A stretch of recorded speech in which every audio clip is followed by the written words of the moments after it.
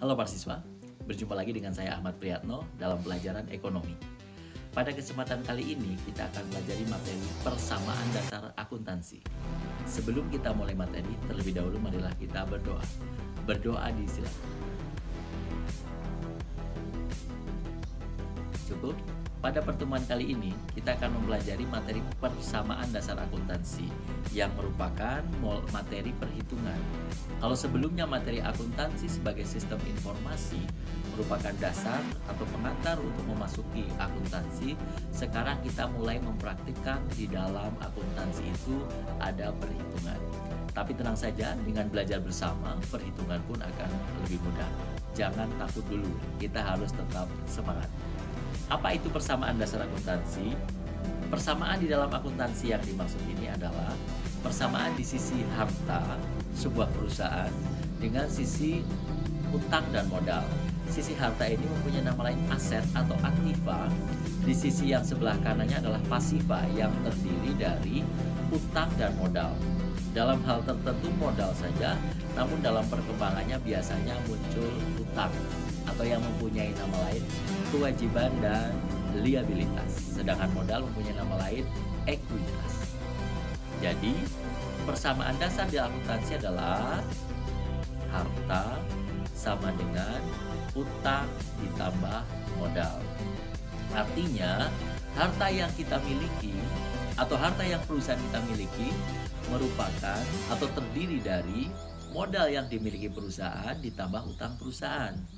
Jadi kalau para siswa sekalian mempunyai utang tersebut berupa uang maupun barang merupakan bagian dari harta para siswa sekalian.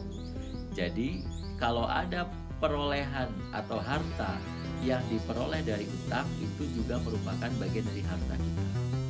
Sebagai contoh, misalkan saya memiliki harta berupa satu buah rumah senilai 200 juta rupiah. Maka di dalam persamaan dasar akuntansi dituliskan harta sama dengan modal. Modal itu rumah senilai 200 juta, dituliskan 200 juta, artinya harta saya juga 200 juta. Di dalam sisi kiri harta dan sisi kanan modal sama-sama 200 juta. Kemudian jika saya menambah harta berupa sepeda motor senilai 30 juta, namun dibeli secara kredit misalkan, maka akan muncul dalam persamaan harta saya itu sama dengan motor yang senilai 30 juta ditulis 30 juta ditambah rumah yang senilai 200 juta sehingga total hartanya 230 juta. Di sebelah kiri harta 230 juta sama dengan di sebelah kanan utang 30 juta ditambah modal 200 juta.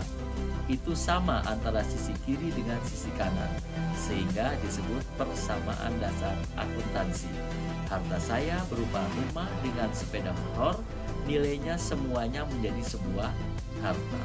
Selanjutnya adalah pengelompokan akun. Apa itu akun? Akun adalah catatan-catatan transaksi di dalam perusahaan yang sering terjadi. Semakin perusahaan itu besar, maka akun-akunnya akan semakin banyak. Maka perlu dikelompok-kelompokkan. Kelompok akun itu utamanya ada dua, yaitu akun real yang terdiri dari harta, utang, dan modal. Kemudian ada akun nominal yang terdiri dari pendapatan dan beban. Di dalam persamaan dasar akuntansi ini yang dicatatkan adalah akun real, harta, utang, dan modal. Harta sendiri ada beberapa jenis, ada harta lancar, ada harta tetap, ada harta tidak berwujud. Harta lancar itu harta yang nilainya cepat sekali mengalami perubahan. Misalkan uang kas, uang yang kita pegang kadang bertambah, kadang berkurang di dalam perusahaan. Itu cepat sekali, makanya disebut termasuk golongan harta lancar. Termasuk perlengkapan yang dimiliki perusahaan, dipakai habis, kemudian membeli lagi, nambah, kemudian dipakai lagi habis, cepat sekali nilainya berubah, itu juga termasuk harta lancar.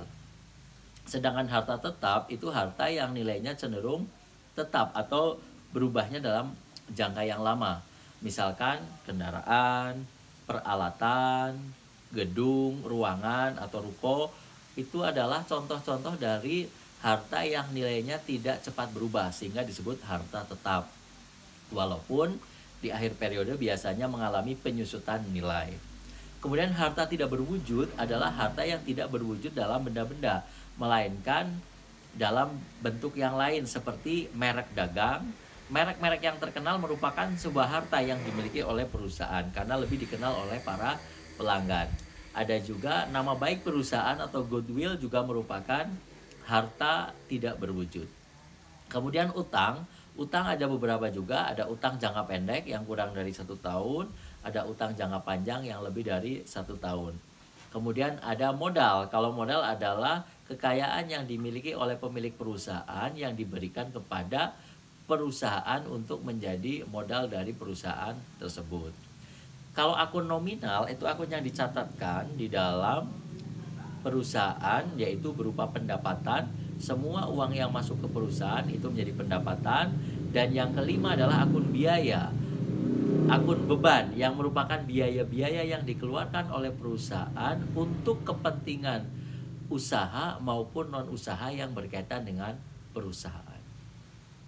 Kemudian dari akun-akun tersebut, supaya memudahkan dalam pencatatannya, perlu dibuatkan kode atau disebut kode akun.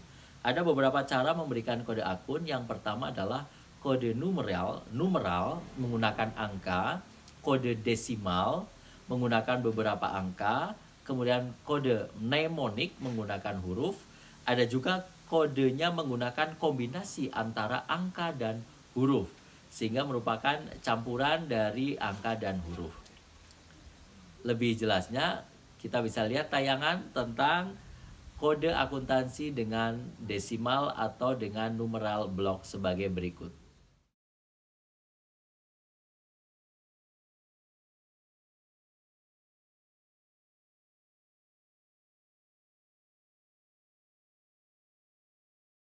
Selanjutnya adalah materi tentang, setelah kita tahu tadi nama-nama akun atau pengelompokan akun dengan kode akun, selanjutnya adalah transaksi yang terjadi di dalam perusahaan dan bagaimana pengaruhnya terhadap akun-akun tersebut. Saya kelompokkan ada beberapa akun yang berpengaruh di harta, utang, modal. Ada transaksi yang menyebabkan pengaruhnya perubahan pada harta dengan harta, ada harta dengan utang, dan ada harta dengan modal. Yang pertama adalah harta dengan harta. Misalkan kita melakukan pembelian secara tunai, maka akan mengubah harta berupa kas berkurang.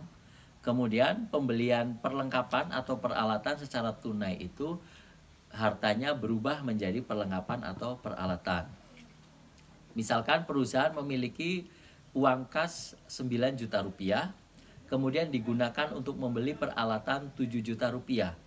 Maka hartanya totalnya tidak berubah, tetap 9 juta, hanya berubah bentuknya. Tadinya uang kas senilai 9 juta, sekarang berubah menjadi uang kas 2 juta dan peralatan 7 juta. Tetapi total hartanya masih tetap 9 juta. Sementara di sisi utang dan modal tidak mengalami perubahan.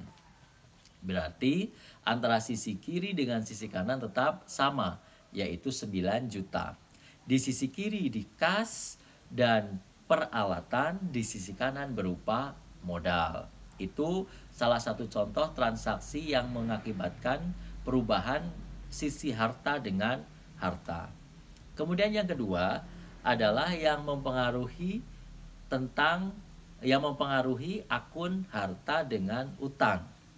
Misalkan terjadi peminjaman uang, konsep utang dan piutang, para siswa harus memahami dulu bedanya utang dengan piutang. Supaya lebih memudahkan dulu, saya akan mencontohkan bagaimana utang dan piutang itu terjadi dan apa pengaruhnya terhadap pencatatan di akuntansi. Mari kita lihat bersama. Saya akan mencontohkan ilustrasi tentang utang dan piutang sebagai berikut. Silakan dilihat. Misalkan murid saya ini Yusuf meminjam uang kepada saya 100.000 rupiah. Pada saat terjadi transaksi ini, status uang 100.000 rupiah oleh saya disebutnya piutang karena saya memberikan pinjaman. Sedangkan oleh Yusuf status itu disebut dengan utang. Pada saat Yusuf membayarkan sebagian utangnya atau yang oleh saya disebut piutang, maka akan berpengaruh juga terhadap pencatatan. Pada saat tadi pencatatan, utang dicatat oleh Yusuf, ya, utangnya bertambah, uangnya bertambah, uang kasnya. Jadi pada saat kita mempunyai utang itu, kita terima uang tunai, artinya uang kas kita bertambah, utangnya juga bertambah. Pada saat mengangsur pembayaran, misalkan Yusuf membayar ke saya 50.000, coba. Nah, pada saat dibayar uang 50.000 membayar utang, maka uang yang di Yusuf itu berkurang, tetapi utangnya Yusuf juga berkurang. Itu kalau terjadi pembayaran utang.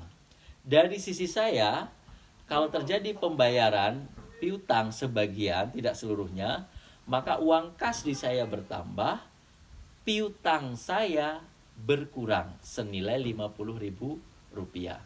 Semoga konsep utang dan piutang ini bisa dipahami para siswa sekalian.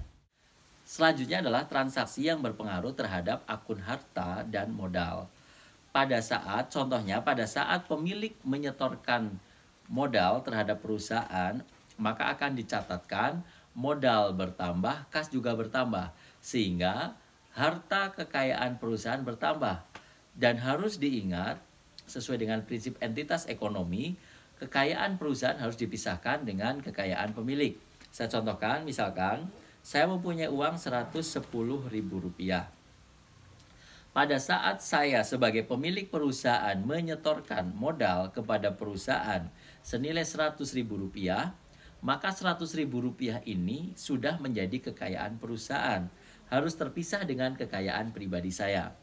Walaupun nanti di dalam proses perjalanannya pemilik perusahaan itu boleh mengambil untuk kepentingan pribadi atau yang disebut dengan privé, itu tidak boleh melebihi laba. Kenapa tidak boleh melebihi laba? Kalau melebihi laba diambilnya oleh pemilik perusahaan, bisa menyebabkan keuangan perusahaan tidak stabil atau justru malah merugi. Sehingga dalam pengelolaan usaha, pencatatan di dalam perusahaan harus terpisah dari kekayaan pribadi. Itulah transaksi-transaksi yang berpengaruh terhadap persamaan dasar akuntansi. Jika masih ada hal-hal yang mau ditanyakan, silakan dituliskan di kolom komentar. Dan jangan lupa untuk menambah wawasan dengan mencari sumber-sumber lain dalam pembelajaran. Mohon maaf jika ada kesalahan dan kekurangan. Terima kasih atas perhatiannya. Tetap semangat belajar dan tetap patuhi protokol kesehatan. Dan kita kuasai ekonomi dunia.